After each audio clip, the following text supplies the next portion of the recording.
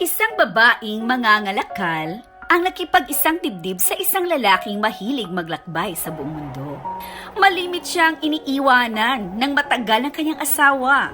Dahil sa katagalan ng di pag-uwi ng lalaki, nakadama siya ng kalungkutan at pagkabagot. Umibig siya sa isang lalaking mas bata sa kanya. Isang araw, isang lalaki ang nagsampa ng reklamo laban sa lalaking kanyang inibig at ipinakulong siya. Nang malaman ng babae ang tungkol dito, agad siyang nagbihis ng pinakamaganda niyang damit at pumunta sa hepe ng pulisya. Bumati siya at sinabi, "Kapatid ko ang lalaking ipinakulong ninyo. Inaway ng hindi namin nakikilala. Subalit nagsinungaling ang lalaking tumistigo laban sa kanya. Nagkakamali kayo sa pagkapabilanggo sa kanya. Wala na akong kasama at wala nang susuporta sa akin. Kaya maawa na kayo, pakawalan niyo na siya." Nang marinig ng pulis ang kanyang pagmamakaawa at makita ang kanyang ayos, umibig ito sa kanya. Sinabi nito, "Pumunta ka sa aking tahanan hanggang sa mailabas ko ang iyong kapatid. Tutulungan ko siya at pagkatapos ay ilayo mo na siya." "Diyos ko po," sagot niya. "Hindi ako pumupunta sa bahay ng isang lalaki estranghero sa akin," sabi ng babae. "Kung ganon, hindi ko siya pakakawalan. Maliban kung sasama ka sa akin at payagan mo akong gawin ang gusto kong gawin," sabi ng pulis. Sumagot siya, "Ikaw na lamang ang pumunta sa aking tahanan kahit maghapon at magdamag kung talagang kinakailangan," sabi ng babae. "Saan ang iyong tahanan?" tanong nito. At itinuro ng babae ang bahay at nagbigay ng oras para sa pagpunta. Humingi rin siya ng tulong sa kadi. "Diyos ko, kadi." "Oo?" sagot nito at siya'y nagpatuloy. "Pag-aralan mo ang kaso ko at gagantimpalaan ka ng Diyos," sinabi nito. "Sino ang may kagagawa nito?" sumagot siya. "Mayroon akong kapatid, kaisa-isa kong kapatid. Naparito ako dahil sa kanya, sapagkat ikinulong siya ng pulis at pinaratangang isang kriminal. Nagsinungaling laban sa kanya at sinabing ito'y masamang tao. Kaya nakikiusap ako, tulungan mo siya." Nang sulyapan ng kadi, umibig din ito sa kanya. "Pumunta ka sa aking tahanan para makasama ko at sasabihin ko sa pulis na palayain ang iyong kapatid. Kapag nalaman ko kung magkano ang kabayaran para sa kanyang kalayaan, babayaran ko ng sarili kong pera upang ako'y mapaligaya mo, sapagkat napakalambing ng iyong tinig." At sinabi niya, "Kung magiging mabait ka sa akin," sumagot ang kadi.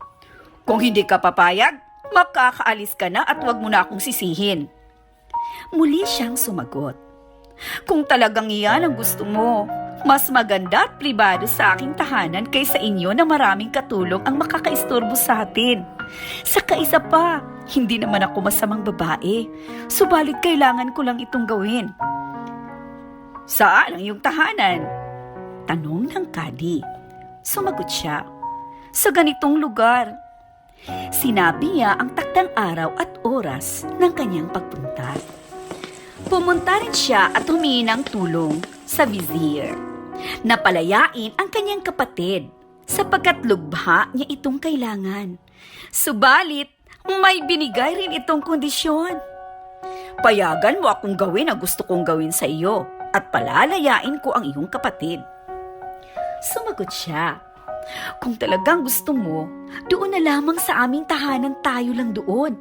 Hindi naman kalayuan ang aking bahay para maayos ko naman ang aking sarili." "Saan ang bahay mo?" tanong nito. "Sa ganitong lugar." At nagtakda ang babae ng oras at araw na gaya ng dalawang nauna.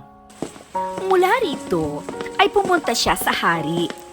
Isinalaysay rin niya ang pangyayari at humingi rin siya ng tulong upang mapakawalan ang kanyang sinasabing kapatid. "Sino ang nagpakulong sa kanya?" tanong nito. "Ang hepe ng pulisya," ang kanyang sagot. Nang marinig ng hari ang nakahahabag na salaysay sa pagkakakulong ng kapatid, bumukal sa puso nito ang awa at pagmamahal. Sinabi nito na sumama sa kanyang tinutuluyan at upang matulungan siyang palayain ang kapatid.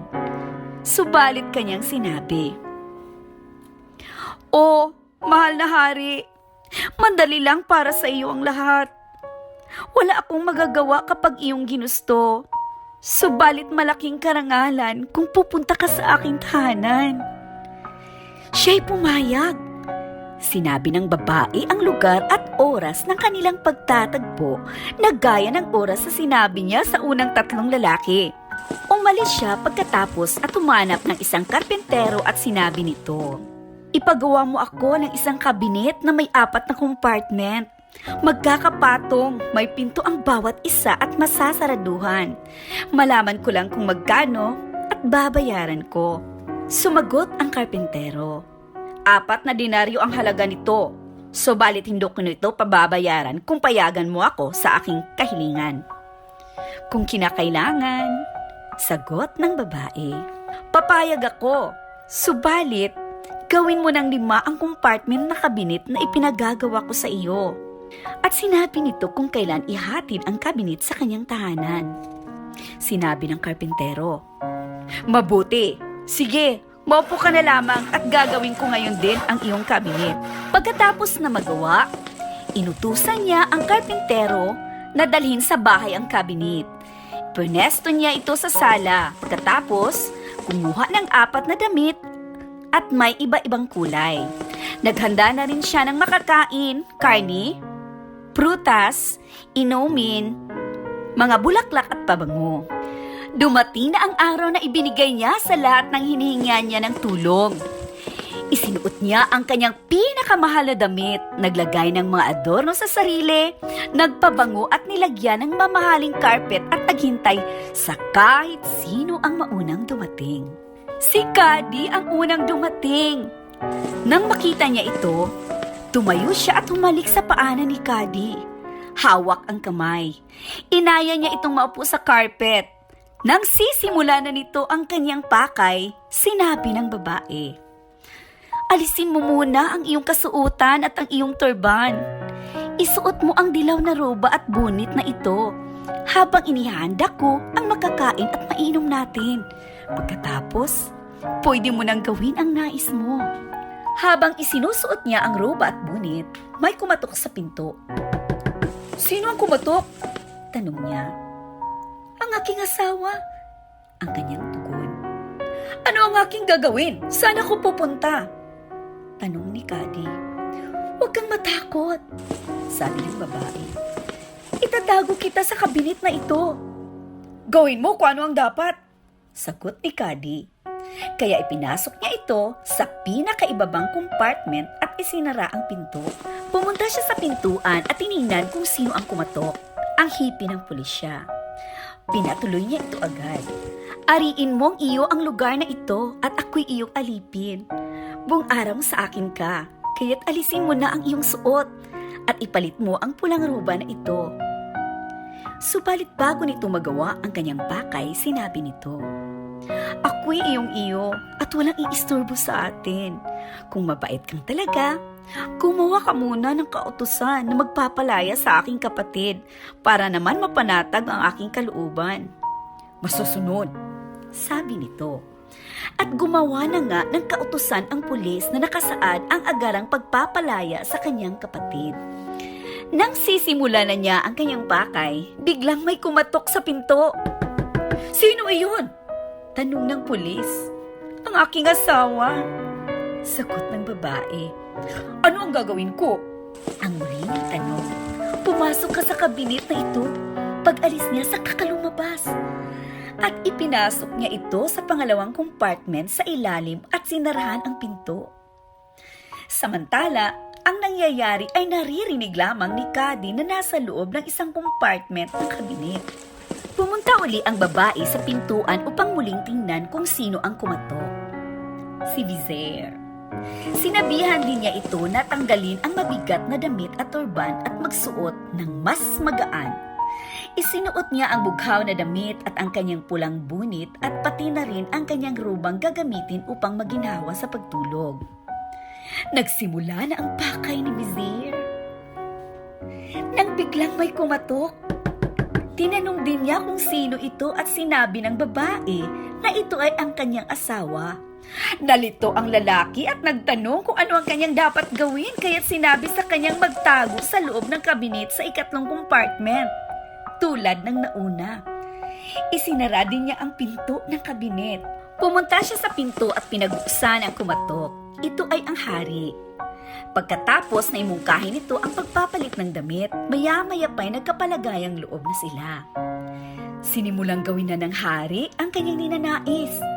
Nakiusap ang babae na tumigil muna at nangakong paliligayahin niya ito sa silid pagkatapos ng kanyang sasabihin.